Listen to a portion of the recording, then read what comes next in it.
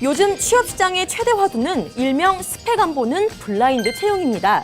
블라인드 채용이란 입사 지원서에 학력, 출신지, 신체 조건 등을 적지 않고 인성과 적성 그리고 실력으로 지원자를 평가하는 건데요. 전국 공공기관에 먼저 도입됐습니다.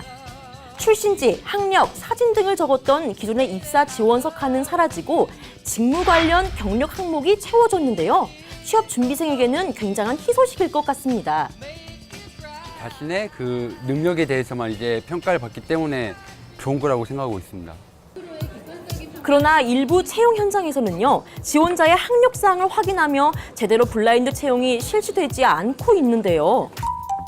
취업 포털 사이트 잡코리아가 인사 담당자 746명을 대상으로 한 설문조사 결과 약 83%는 지원자의 학력을 중요시 여긴다고 응답했습니다. 아직까지도 최종 학력이 실제 업무 능력에 영향을 미친다고 보고 있는 건데요. 광주광역시 광산구청, 이곳에선 올 초부터 먼저 블라인드 채용을 시행했다고 하는데요. 인권도시 광주가 되려면 삶의 중심인 노동을 귀하게 여기는 제도와 문화가 필요하다고 봅니다. 노동의 가치를 존중하는 출발은 채용 과정의 차별을 없애는 것이라고 봤습니다. 여성이 더 늘어났고 특정 연령대에서 40대, 50대, 20대 같은 연령대로 보다 더 채용된 인원이 다양하게 분포하고 있는 것을 확인할 수 있었습니다. 그렇다면 실제 블라인드 채용된 직원의 반응은 어떨까요? 제 특기라고 할 수 있는 뭐 연구 경력이나 혹은 그런 그 연구소에서 경험했던 경험들 이런 것들을 살려서 자기소개서도 작성하고 그렇게 했기 때문에 훨씬 더 저만의 방식으로 저만의 진솔한 어떤 어필을 했던. 블라인드 채용으로 인해 누구나 새로운 도전과 평등한 기회로 어깨를 쫙 펴고 살아갈 수 있길 응원합니다.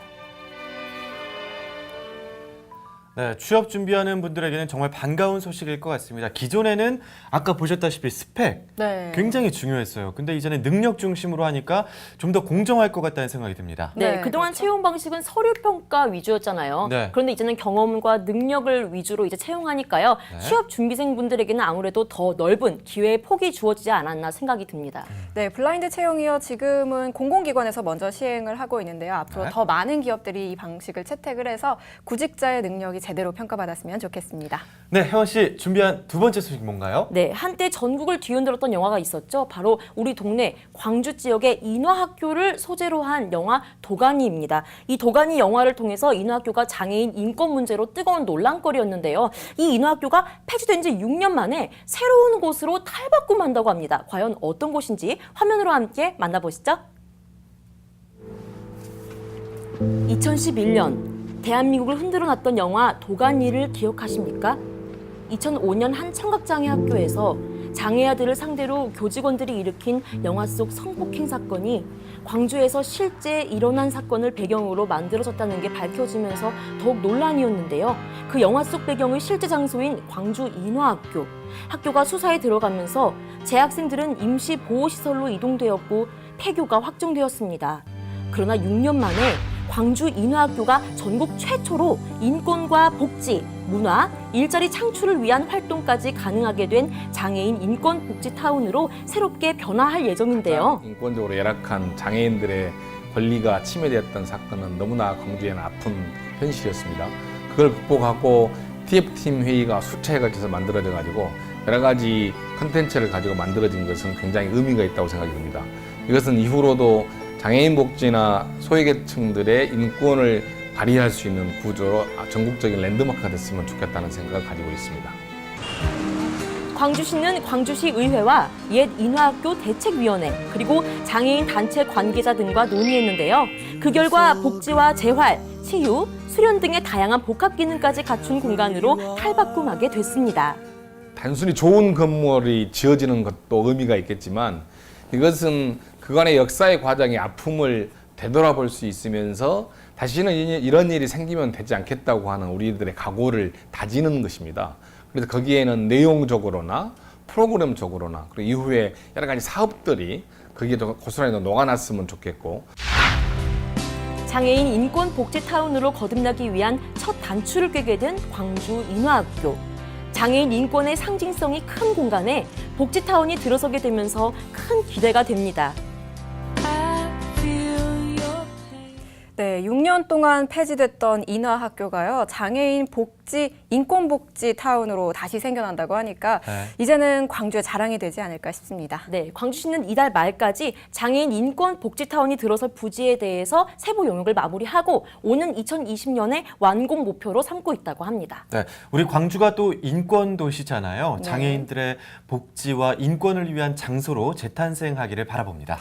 네, 마지막 소식도 혜원 씨가 준비하셨죠? 네, 연일 뜨거운 폭염이 계속되면서 시원한 곳만 찾으시는 분들 굉장히 많을 텐데요. 광주 도심 속에 워터파크 버금갈 만한 곳이 있다고 해서 굉장히 인기 만점이라고 합니다. 과연 어떤 곳인지 화면 속으로 함께 놀러 가볼까요? 본격적인 무더위를 맞이해서 물놀이장과 해수욕장이 하나 둘 개장하고 있습니다. 광주광역시 북구 오룡동에 위치한 광주 시민해수 물놀이장도 지난 15일 개장했는데요. 가까운 곳에서 여름을 달릴 수 있다는 반가운 소식에 시민들은 집이 아닌 이곳을 선택했습니다. 물놀이장에 공급되는 용수는 100% 수돗물이고요. 사용된 물은 재사용하지 않고 매일 새로운 물로 교체를 하고 있습니다. 또한 15일마다 수질 검사를 실시함으로써 어린이들이 안심하고 물놀이를 즐길 수 있도록 수질 관리에 철저를 기하고 있습니다. 도심 속 워터파크가 따로 없어 보이는데요. 광주에 이런 곳이 있었나 싶을 정도로 어른 아이 할 것 없이 모두가 동심으로 돌아갔습니다. 엄청 시원하고 재밌어요. 수돗물 쓰고 뭐 깨끗하고 하니까 좀 뭐 다른 수영장보다는 더 좋은 것 같습니다. 물 만난 고기처럼 신난 사람들, 이곳의 이용 요금은 어떻게 될까요? 요금 없는데요. 여기 없다고 들었어요. 없다고요? 네, 전혀 없어요.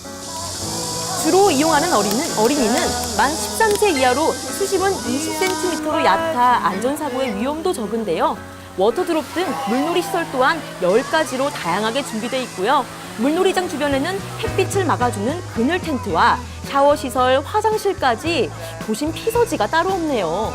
친절하고 또 안전시설도 잘 돼 있고 또 이런 탈의실이나 샤워시설이 잘 돼 있어가지고 추천해주고 싶어요. 그리고 또 치사도 안 하니까 깔끔하고 좋아요. 폭염이 계속 이어지는 요즘, 무료로 여름을 날려버릴 수 있는 광주 시민해수 물놀이장으로 떠나보는 건 어떨까요?